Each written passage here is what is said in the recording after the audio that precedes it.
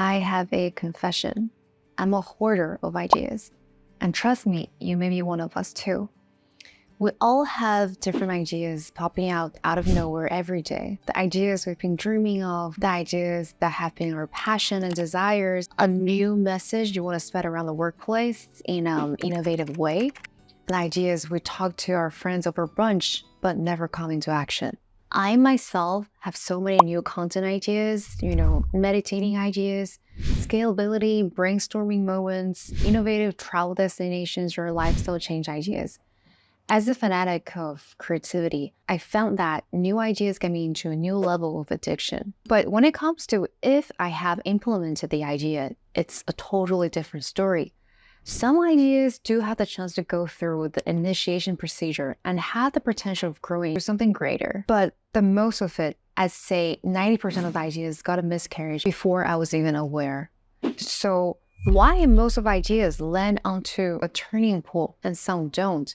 And how do we bring those ideas to life that can better our life and fulfill our desire? That would be the topic of today's video.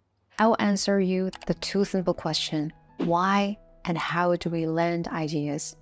So the first question comes to, what are the symptoms when you can't land an idea?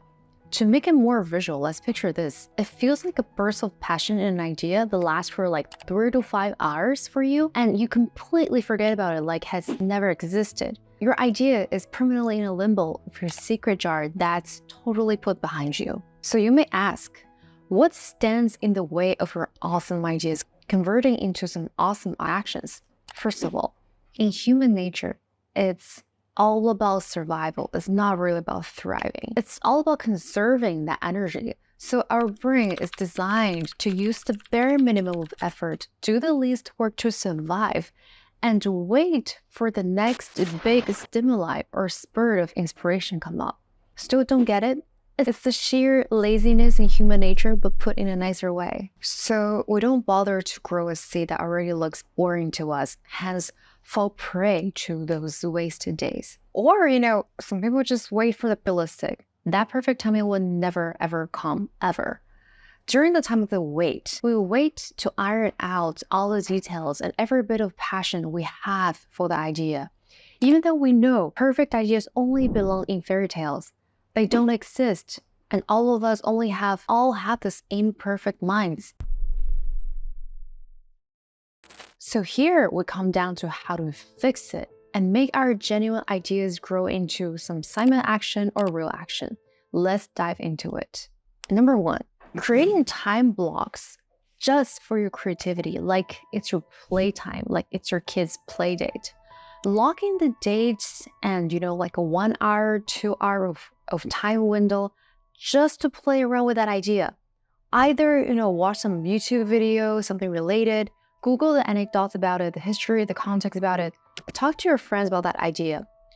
By pre-deciding days in a week or hours, and by planning just a rough plan, will help with breaking down the project into bit-sized, painless pieces. And just like a kid, you're playing with sands without fortifying the sand into some certain shape. But you do see a surprising result coming out just by researching and scouting. Number 2, don't set goals, set actions. I know there's a bunch of people who are trying to be a part-time YouTuber. Instead of setting a goal like becoming the next Mr. Beast or having so-and-so subscribers, you set an action goals like 1 video per week, no matter what. And each day, just set a simple action of doing 10 minutes playful research with all your curiosity. Come on, it can't be that difficult. Just focus on playing for that 10 minutes. You can strike a balance. Just carve it into a 10 minutes priority to your ideas, so it's a tiny bitty commitment to yourself. 3, put your ideas into different label boxes. For me, I have a box of psychology, a box of financials, a box of mindfulness and reading, a box of attention journal, a box of a boundary journal, a box of friendship and relationship ideas. Now I've sorted out my tools and assigned labels each box to store them, so I don't have to waste my time just to think about what to do next or where I can find the right box for the right information.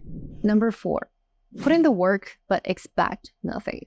You see, low expectation is not just a key to a happy marriage, but a path to free yourself and get a true joy. Prepare yourself with the worst outcome so you can end up amazing yourself.